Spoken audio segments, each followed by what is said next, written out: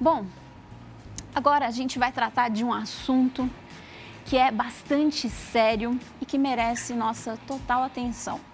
A importância do diálogo para a prevenção do suicídio.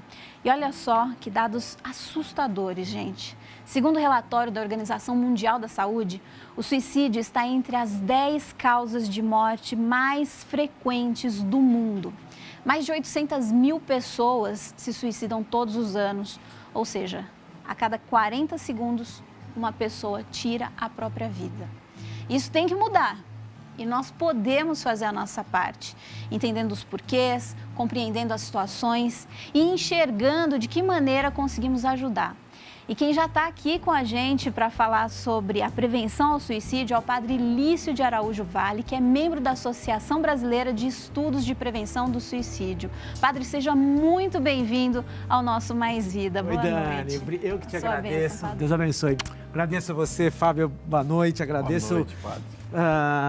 Agradeço muito a alegria de poder estar com vocês aqui nessa noite, falando desse tema pesado, mas que a gente vai tentar falar da maneira mais leve possível para que se possa entender e compreender esse fenômeno tão crescente que é o fenômeno do suicídio. Pois é, né? Eu faço uma live aos domingos de oração e o que a gente recebe de pedidos de oração lá, falando sobre o suicídio de jovens, de crianças, é uma coisa assim absurda, né, Padre? Eu queria começar perguntando por que esse contraste na nossa sociedade, né?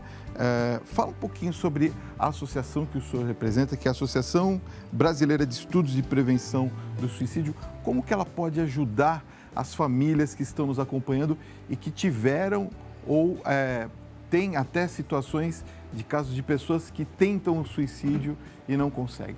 Bom, Fábio, acho que a primeira coisa bacana de dizer é que assim, esse meu interesse pessoal pelo suicídio vem a partir de uma experiência pessoal. O meu pai se matou. Né? Meu pai tirou a vida dele quando eu tinha 13 anos de idade. Eu sou filho único.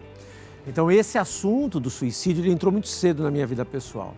Depois, isso virou, claro, tema de estudo, né? E aí eu fui convidado, escrevi um livro sobre suicídio, e aí fui convidado a ser membro da Associação Brasileira de Estudos e Prevenção ao Suicídio. O trabalho da Associação Brasileira de Estudos e Prevenção ao Suicídio é um trabalho de psicólogos, psiquiatras, é uma associação que congrega estudiosos, especialistas nesta área do suicídio.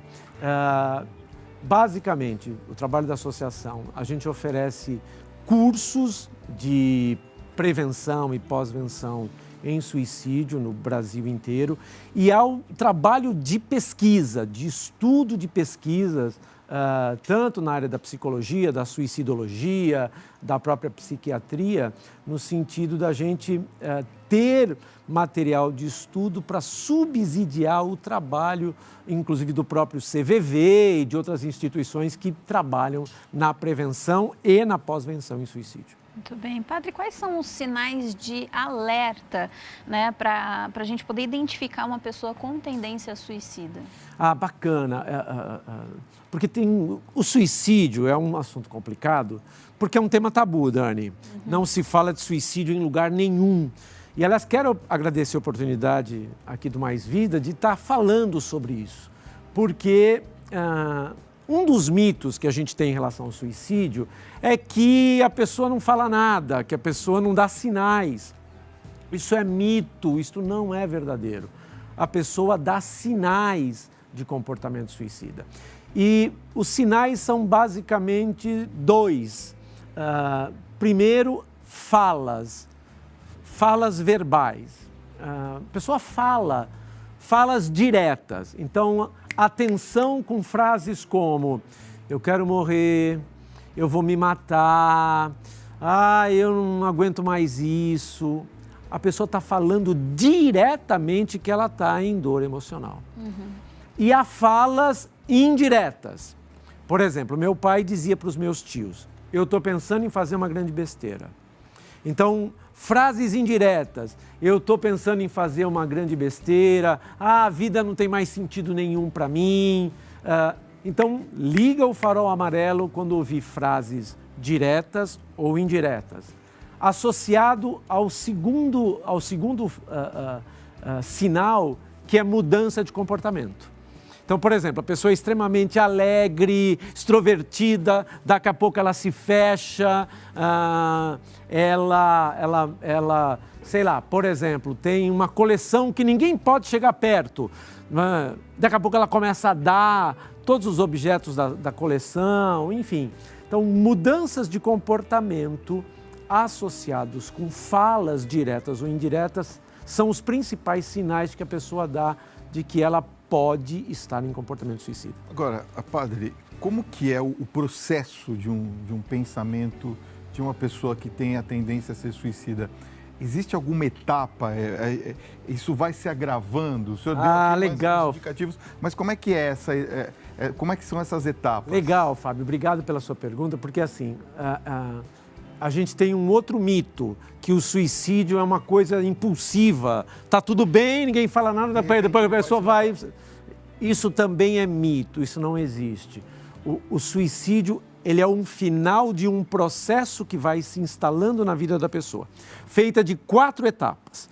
Primeira etapa, começa com pensamentos de morte, a pessoa começa a ter pensamentos de morte. E esses pensamentos são recorrentes, voltam sempre, a pessoa fica pensando em tirar a vida dela. Aí ela já está em risco de suicídio. Isto evolui, se agrava para a segunda etapa do processo. A pessoa não só deixa de pensar, mas ela faz um plano de suicídio, ela planeja o suicídio dela.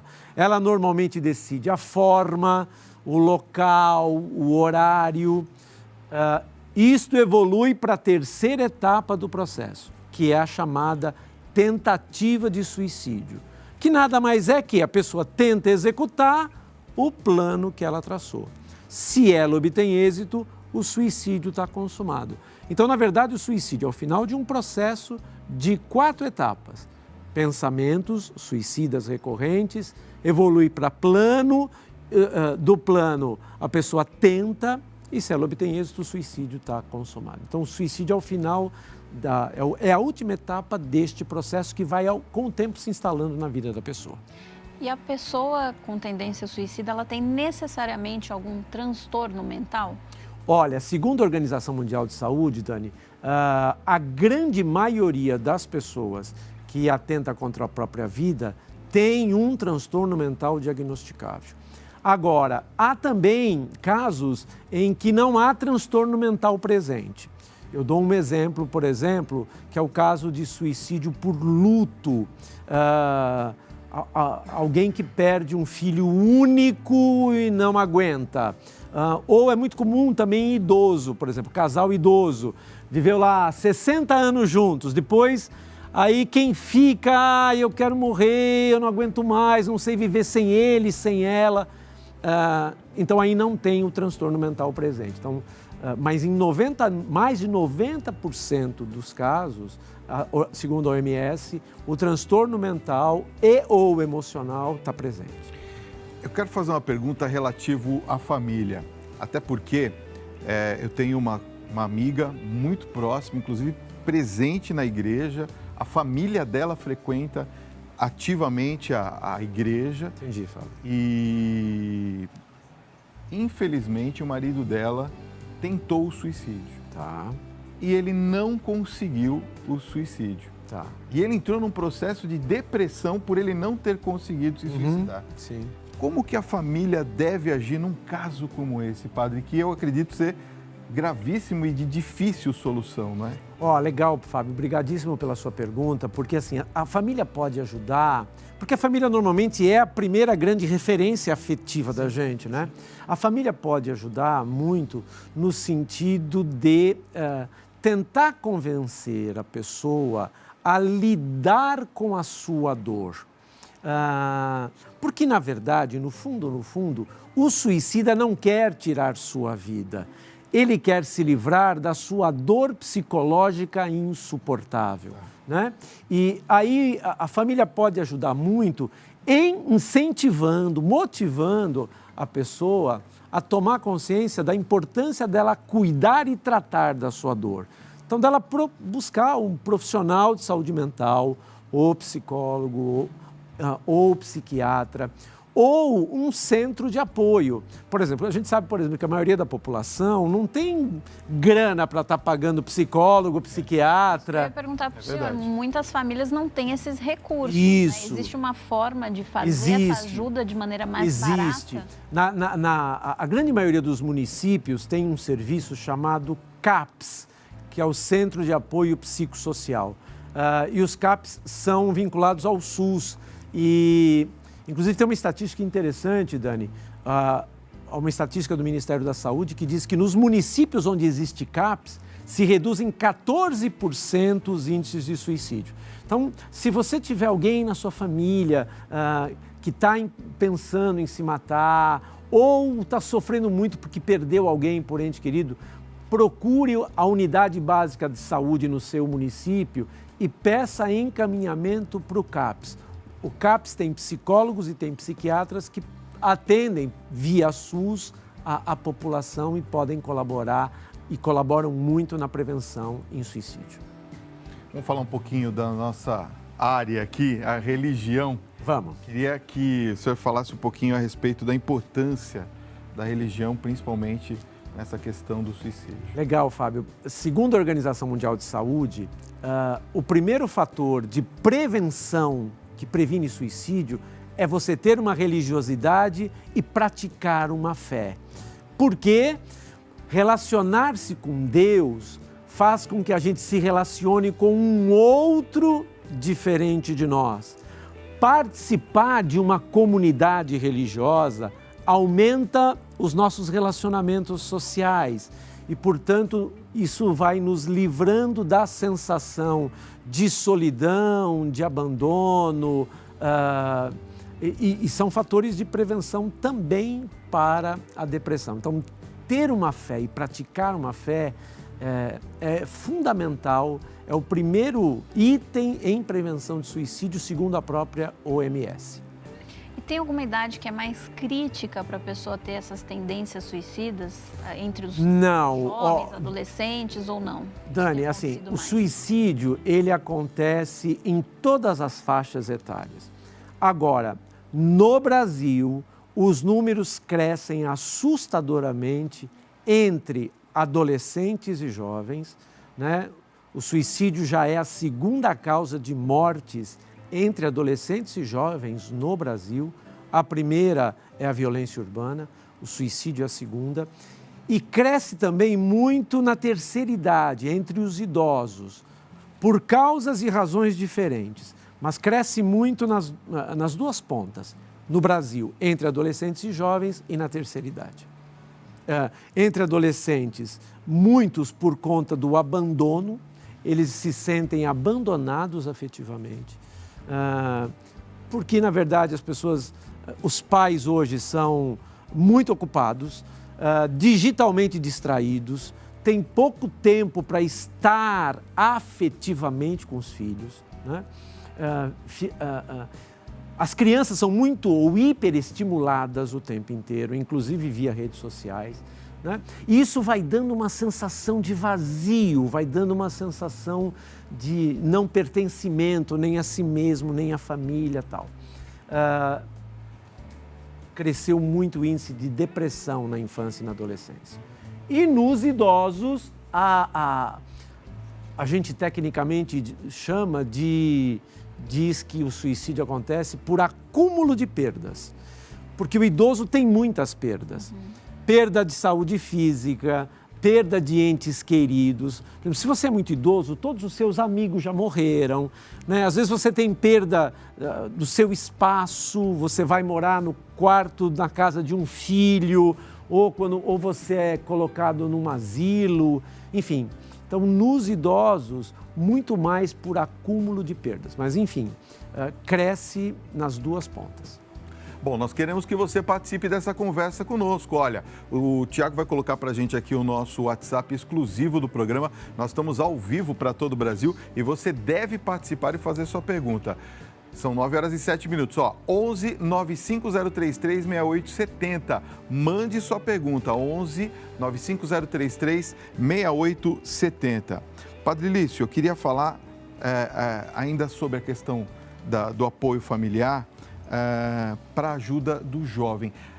E queria que o senhor fizesse um paralelo aqui, porque a gente tem acompanhado as notícias aqui no Brasil e a gente tem visto não só a questão do suicídio, mas já abordamos até aqui no programa a questão, por exemplo, das ações de jovens dentro das escolas com armas. Ou seja, a gente vê a questão dos jovens se matando dentro da escola. Eu queria que o senhor falasse um pouquinho da importância, não só da família ser acolhedora, para poder, como um ato preventivo, ajudar o jovem a mudar esse pensamento, mas a importância também da escola nesse processo. Pois é assim. Obrigado, Fábio, porque a escola também desempenha um fator importante nesse processo todo, né? Porque grande parte dos adolescentes e jovens passam maior parte do tempo no ambiente escolar, né? E é no ambiente escolar que a gente aprende a se relacionar, né? Então, muitos comportamentos autodestrutivos, então, por exemplo, automutilação, né? Dificuldade de relacionamento, bullying, acontecem no âmbito escolar, né? Ou melhor, explodem no âmbito escolar. As famílias, eu penso que é importante, as famílias, elas precisam estar mais atentas àquilo que os seus filhos sentem, estarem mais preocupadas em acompanhá-los afetivamente. E eu penso que a escola pode ajudar muito se a escola puder, de fato, trabalhar temas que dizem respeito a estas questões que envolvem a adolescência e a juventude. Então, trabalhar temas como a questão da violência, a questão da importância do amor a si mesmo, a questão do cuidado e o respeito que a gente tem que ter na relação com os outros, o respeito a si mesmo, trabalhar temas como a importância da cidadania, de você também ser responsável pelo bem-estar da comunidade escolar. Eu penso que a escola pode ajudar trabalhando questões de violência, temas como a violência, tudo no sentido de poder colaborar para que vá se colocando, vamos dizer assim, vá adquirindo consciência o adolescente e o jovem da importância fundamental dele ser ético, dele ter ética, dele ter amor e respeito para consigo mesmo e para com os outros. Então, a chave para isso é o trabalho conjunto no âmbito da família e no âmbito da escola. Muito bem. Bom, daqui a pouquinho nós vamos continuar com esse papo, não é verdade? Vou deixar aqui o Padre Lício com a minha colega Dani Pink. Pois é, gente, a gente vai continuar batendo um papo muito interessante. Nós estamos falando sobre suicídio e, claro, você pode e deve participar. O Tiago vai colocar para a gente aqui o nosso WhatsApp 11 95033 6870. Esse é o nosso telefone exclusivo do programa. Manda sua mensagem com o seu nome, a localidade de onde você está falando. Nós estamos ao vivo para todo o Brasil e a sua pergunta pode entrar aqui no nosso programa. São 9h15. Certo, Dani? Isso, Fabinho. O pessoal já está participando, mandando muitas mensagens. A gente quer agradecer o carinho de vocês. Continuem participando. Vamos ler algumas aqui já para aproveitar a ajuda do Padre Lício aqui com a gente hoje. Nós recebemos aqui da Josi, do Rio de Janeiro. Ela perguntou por que o depressivo não entende Deus e quer mais distância da família. Porque, primeiro, a gente tem que entender que a depressão é uma doença. E uma das características da doença da depressão, Dani, é o isolamento, porque a pessoa perde o ânimo, ela é possuída pela desesperança. Ela não tem esperança nem mais em nada, nem em ninguém, nem de ser cuidada, nem de ser ajudada. É por isso que, normalmente, a pessoa desliga da fé, se desliga de Deus, né? Eu, por exemplo, a minha mãe tinha depressão e a minha mãe, por exemplo, às vezes ficava uma semana na cama, não queria levantar e não é uma questão de querer, né? Eu acho bacana falar disso porque muita gente acha que depressão é frescura, né? Que, levanta daí, vamos trabalhar, deixa de ser vagabundo, né? Eu costumo brincar, Dani e Fábio, eu costumo dizer assim, você dizer para uma pessoa que está com depressão, vá, anda, levanta daí, é a mesma coisa de você falar para uma pessoa que quebrou o fêmur. Dizer para ela, vamos, levanta daí. Não é questão de querer, é questão de não conseguir.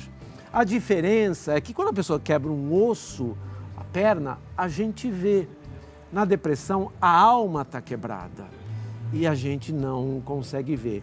Então, e há uma dificuldade grande da pessoa se convencer exatamente por conta disso, porque ela é possuída, a emoção presente nela é a desesperança. Como é que a gente vence isso? Com muito carinho, com muito amor, com muito respeito e com muito afeto pela pessoa.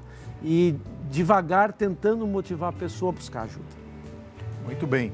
Olha, quero agradecer o enorme carinho da sua audiência em todo o Brasil, o Brasil inteiro ligado aqui na nossa Rede Vida de televisão. Olha só, a pergunta vem de Bento Gonçalves, Rio Grande do Sul. Eu acho que é Melô o seu nome, se não for, é Melô ou Melo, não sei. Boa noite, Fábio, boa noite, Dani e Padre Lício. Quero fazer uma pergunta. A diminuição sumária do consumo das redes sociais não seria um baita remédio para grande parte desses deprimidos, padre? Olha, eu acho que não. Eu vou dizer por quê. Eu acho que as redes, né, a internet, veio para ficar. Assim como nenhum de nós mais vai cozinhar em fogão de lenha, né? Enfim, eu acho que a internet veio para ficar. A questão, para mim, é como a gente lida com ela. Como tudo na vida, a internet tem muita coisa boa e também tem muita coisa ruim. A questão é como a gente lida com a rede, né? Agora, eu concordo com você que talvez as redes sociais e o tempo que a gente fica em rede social, talvez de fato colabore para um certo isolamento, para a gente viver mais no mundo virtual do que no real. Agora, eu não acho que suprimir vai resolver. A questão é da gente ter, como em todas as coisas, ter um uso adequado, moderado, né? Com a internet e nas redes sociais. A gente está recebendo muitas perguntas aqui, depois a gente vai encaminhar essas perguntas para o padre poder esclarecer de alguma forma para os nossos telespectadores também, mas a gente gostaria que o senhor mostrasse o livro que o senhor trouxe. Pois é, ó, trouxe um para você, Dani, com muito carinho, outro também para o Fábio. Estou acabando de lançar. Esse livro chama-se, ele é uma coleção, Adolecer sem Adoecer, foi escrito em coedição, publicado em coedição pela Loyola, Edições Loyola e Edições Paulinas, e é um livro que fala sobre relacionamentos, relacionamentos nutritivos e tóxicos. E é um livro porque nós somos seres que se relacionam e nós podemos desenvolver relações nutritivas, relações que nos alimentam, como as relações de amizade verdadeira, por exemplo, e às vezes temos relações tóxicas, quer dizer, relações que nos fazem mal ou que nós fazemos mal aos outros. Então a ideia do livro foi exatamente essa, de poder a gente entrar em contato com os nossos sentimentos, com as nossas emoções e podermos aprender a lidar com essas emoções com os nossos sentimentos e assumi-los. Porque não existe nenhum sentimento, nem bom, nem ruim. A gente sente. É importante que a gente seja capaz de acolhê-los, todos. Os sentimentos chamados bons, os sentimentos chamados ruins. E também o livro vai dar dicas de como alimentar relações que nos façam bem, nutritivas, e nos afastar de relações que nos fazem mal ou tóxicas. Padre, o livro. O livro, Paulo, obrigado, Paulo. O livro está disponível na Amazon, no site da Amazon. Também está disponível no meu site pessoal, www.liciovale.com.br. Está disponível em todas as livrarias das Paulinas no Brasil inteiro e também no site das Paulinas. Acolher e se afastar relações nutritivas ou tóxicas. Vou aproveitar para fazer um jabazinho, um comercialzinho, um presente bom para dar para o amigo secreto agora no final de ano ou para o Natal também para os amigos. É isso mesmo. Olha, quem quiser ficar em contato com o Padre Lício pode seguir no Instagram, @licio.vale. E os telefones para contato, DDD 11 3564 1565 e o 98880 1040. Padre, a gente gostaria de agradecer a presença do senhor aqui no programa. Obrigadíssimo, muito Dani. Obrigada. Foi muito bom estar com você. Obrigado, Fábio. Também uma alegria grande com você. Uma alegria grande estar com você que nos acompanhou. Deus te abençoe. Amém.